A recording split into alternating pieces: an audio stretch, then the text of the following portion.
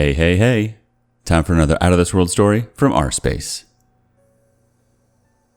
My 26 male, fiancée, 27 female, admitted 3 days ago that she cheated on me a month ago. Next month would have been our official 2-year mark. Yesterday, she texted me a video clip from some soap opera about a cheating spouse. Accompanied by the text, "Even though she said she's not sorry, I am." I responded with a text telling her when she is ready to talk, she needs to attend therapy for her issues. Only then I could consider working it through. We have had problems and fights like a couple, but we always were proud of how we could talk through everything and work to better ourselves. She is a struggling alcoholic. She had many instances of abuse and horrible traumas as a child that led to her drinking. Her drinking led to a DUI felony 6 years ago. She lives with her parents who are crazy religious and cause a great deal of stress for her. I feel that this pushed her out of her friends, who she eventually slept with once. We are long distance and plan to marry next month. Her mother called me asking where she is, and we think she is with her friends. Her mother and my ex-fiancé would often speak to the church about us getting married. Only just a week ago, they were asking to wed us. I'm conflicted to negotiate a recovery plan that would be her in therapy for untreated problems, as well as zero contact with the affair partner. The mother and I agreed to wait it out, as she is likely to return home in a few days. For now, I've gotten rid of all photos and reminders of the relationship. If we do not reconcile, I don't want the past included in our future. The waiting is killing me and I can't concentrate on my college work. Part of me wants to fix this. The other half wants to walk away. Both halves just want it to feel like a week ago. Update. Thanks for those who gave me thoughtful advice. My last message to her just said she has lost me. You're no longer the woman I loved. And to get serious help, like therapy or rehab help, to straighten out her life. I deleted the messages so I don't keep looking to see if she has read it. And I'm still in the process of removing everything that relates to her from my home. I asked her mother to send me my things and she agreed. She is almost more distraught than I am. This is hands down the hardest thing I've done in my life. Time to check in with the community. Northtown 75 kicks us off. Wow, I hope you called the wedding off. She has too many issues to work on before you can look at marriage. I get so frustrated with people blaming alcohol or family issues for their infidelity. Take responsibility for your actions. If you have an alcohol problem, get help. If the family is a problem, move out somewhere that doesn't cause so much stress and get in therapy. The OP says, "We did. It was very awkward and painful to do. And when she told me about her infidelity, she said it was because he was a family person and I wasn't close to my family." And that alone isn't a reasonable explanation. But this guy lives with his parents and his siblings. I need her to give a better apology than "I'm sorry," and then go to therapy. Her mother and I agreed to share the cost to help her. We are both absolutely shocked it has come to this. She works a minimum wage job in SoCal and can't afford to live by herself. So that's why she was staying at her friend's house. But distance, no self-control, and time wore her away to do this. Sampa2 NYC says, "Please, for the love of God, do not marry this person. Love or relationships shouldn't be this hard, especially in the beginning stages. There are so many red flags here: alcoholism, long-distance relationship, over-reliance on outside sources, church, family, ex-fiancé, age, emotional maturity. It is commendable that you want to help her, but sometimes it is best to read the writing on the wall. It is possible to love and care for someone, but as a friend from afar. Why are you even waiting for her to come back? Take back some agency in your own life. Remember, there is a fine line between love and a waste of time. No one has the right to waste your time." Tertiary78 has the last comment before another update. "You can't help someone that won't help themselves." This post reads like you are setting all the limits and rules for reconciliation. But the truth is, if her heart is not open to change and she isn't actively seeking to do so, and instead asks what to do, then there is no chance of successful reconciliation here. She knows she has issues, and she knows the consequences of those issues. It doesn't sound as if she has taken ownership of those issues and made a personal decision to change. If not for this relationship, but for the future ones. You have to let her go. You can't prevent her spiraling. Only she can. Okay, on to the update. I was stupid and hopeful, wanting to heal my sick partner, heal the relationship. Me and her both have iPhones and location tags are on by default for photos and videos. Back in November, she was picked up at the airport after visiting me for my birthday. During the visit, she got blackout drunk at 8 a.m. on the day we chose to do couple photos at a waterfall. This led to an argument over her drinking. When she landed, I messaged her that we need to seriously work on her alcoholism. Later that night, she sent me a video of her at low-level party with a beer in her hand. I told her how incredibly disrespectful that was. She then shut off her phone for a week. We messaged once during this week, and I accused her of cheating after she said, "I'm going to have a good time and a nice family meal." She said, "If that's what you believe, then you can't change that. You just have to believe me." That party video in November had the location on 111 fake address. Her soap opera video she took a few days ago was tagged 111 fake address. It wasn't a one-type slip-up. It was 5 months between those videos. During these 5 months, we improved our relationship, we got engaged, we talked to her church and family about setting up the wedding.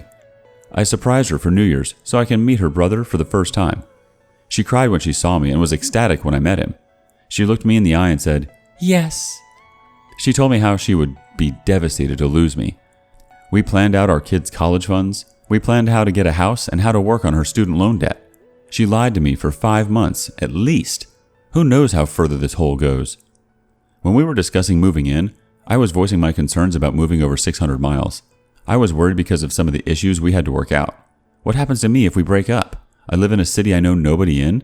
I have to pay thousands to move back to my home. She called me paranoid and distrusting. She absolutely gaslighted me for the past 5 months. It's just over. I'm no longer willing to help her get into rehab or therapy. I sent her mother the address so she can retrieve her car that she stole. I'm calling the VA Monday to schedule an STI screening because we were in bed together for 2 weeks in January.